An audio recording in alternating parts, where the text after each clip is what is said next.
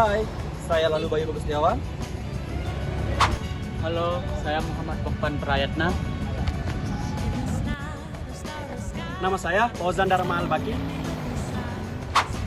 Hai, saya Muhammad Afdal Fauzan. Dadah.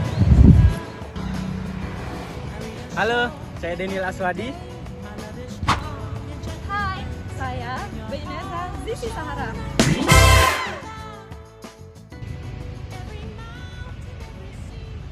Assalamualaikum warahmatullahi wabarakatuh. Om Swastiastu, Namo Buddhaya, Salam Kebajikan. Jadi, di sini kami akan melakukan suatu wawancara tentang geopolitik Indonesia. Tujuan dari wawancara ini adalah untuk melengkapi tugas mata kuliah pendidikan kewarganegaraan. Di sini kalian tahu nggak sih apa itu geopolitik Indonesia? Jadi, geopolitik Indonesia merupakan kebijakan yang dimiliki oleh sebuah negara untuk melihat kondisi letak geografis serta meraup keuntungan dalam memanfaatkan letak geografis tersebut. Dengan pengetahuan ilmiah, letak geografis bisa dimanfaatkan oleh sebuah negara menjadi sebuah keuntungan. Itu dia. Nah, jadi di sini kami akan melakukan wawancara ke beberapa mahasiswa di Universitas Mataram ini. Untuk itu, tetap ikutin kita. Let's go!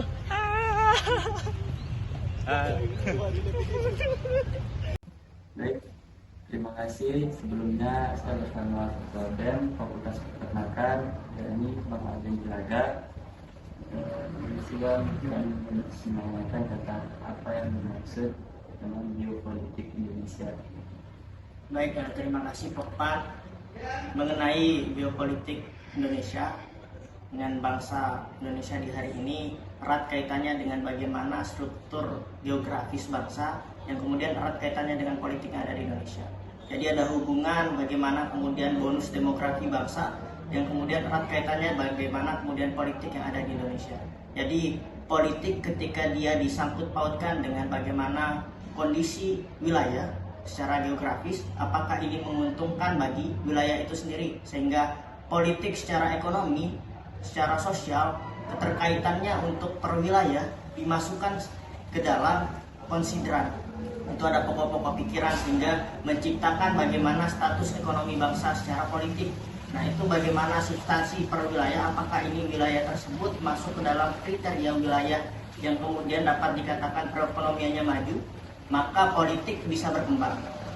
Politik bisa dijadikan sebagai politik geografi politik dan sebagainya. Itu erat kaitannya sehingga terciptanya bonus demografi yang steril, ideal dan aman untuk kemudian diterapkan di bangsa Indonesia.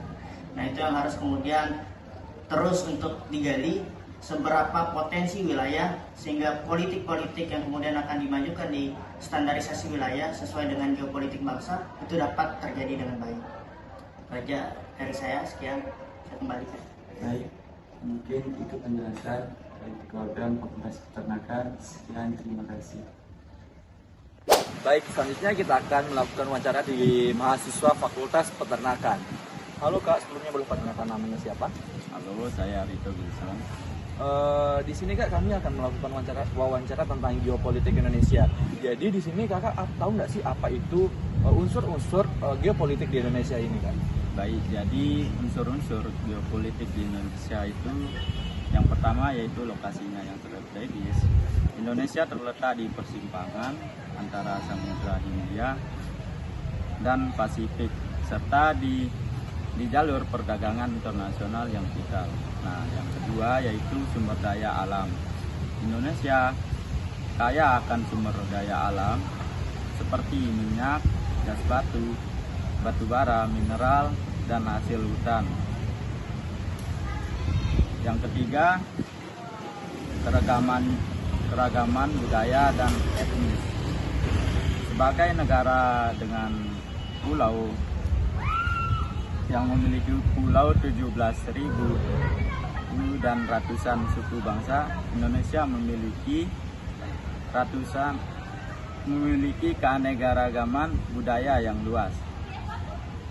Nah, yang keempat yaitu populasinya yang besar. Dengan populasi lebih dari 270 jiwa, Indonesia adalah negara dengan populasi terbesar keempat di dunia.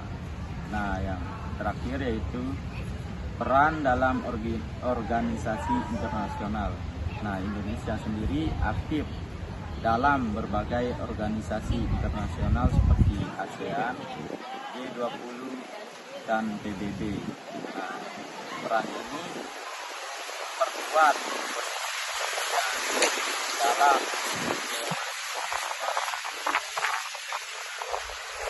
Jadi itu adalah unsur dari geopolitik Indonesia ya Kak? Oh baik, terima kasih Kak atas waktunya. siap. Oke guys, jadi di video kali ini saya akan mewawancari salah satu mahasiswa peternakan nih tentang tujuan geopolitik Indonesia. Oke bang, menurut abang ini gimana tentang tujuan geopolitik Indonesia? Jadi menurut saya tujuan dari geopolitik Indonesia yang pertama yaitu menjaga keamanan wilayah dari ancaman eksternal maupun internal. Kemudian yang kedua yaitu menjaga keutuhan teritorial Indonesia yang terdiri dari beberapa pulau. Yang ketiga yaitu tujuannya menegaskan kedaulatan Indonesia dalam hubungan internasional. Kemudian selanjutnya tujuan dari geopolitik Indonesia yaitu meningkatkan peran Indonesia di kancah regional, contohnya di ASEAN dan kancah global. Dan yang terakhir tujuan dari geopolitik Indonesia yaitu memanfaatkan sumber daya alam secara optimal untuk kesejahteraan rakyat. Oke, itu dia tujuan dari geopolitik Indonesia. Selanjutnya, bagaimana implementasi geopolitik Indonesia itu? Jadi contoh implementasi geopolitik Indonesia yang pertama yaitu Indonesia aktif dalam ASEAN untuk memastikan stabilitas regional dan kerjasama ekonomi secara politik. Kemudian yang kedua dalam hal pembangunan infrastruktur maritim, implementasi dari geopolitik sendiri yaitu mengembangkan pelabuhan dan jalur maritim untuk memanfaatkan posisi Indonesia sebagai negara kepulauan. Kemudian implementasi dari geopolitik yang ketiga yaitu memperkuat TNI dan Angkatan Laut untuk menjaga perbatasan dan kedaulatan dari wilayah laut. Kemudian selanjutnya terlibat dalam berbagai forum internasional seperti PBB, G20 untuk memperkuat posisi diplomatik. Kemudian yang terakhir yaitu meningkatkan hubungan dengan negara-negara besar seperti Amerika Serikat, China, Jepang untuk keseimbangan kekuatan. Itu aja. Oke, bagus sekali jawaban dari salah satu mahasiswa di Fakultas Peternakannya. Makasih bang. Ya, sama-sama. Itu dia guys, dah. Mau nanya nih, menurut kakak atau pendapat kakak aja ya, bagaimana perkembangan geopolitik di era globalisasi saat ini? Jadi, menurut saya, di era globalisasi, perkembangan geopolitik cenderung dipengaruhi oleh faktor-faktor seperti ekonomi, teknologi, dan komunikasi yang semakin terintegrasi secara global. Nah, negara-negara yang lebih saling bergantung satu sama lain ini dalam berbagai aspek seperti perdagangan dan keamanan. Selain itu, kekuatan non-negara seperti perusahaan multinasional dan organisasi internasional juga memiliki pengaruh yang signifikan dalam geopolitik global. Itu aja sih menurut saya. Terima kasih.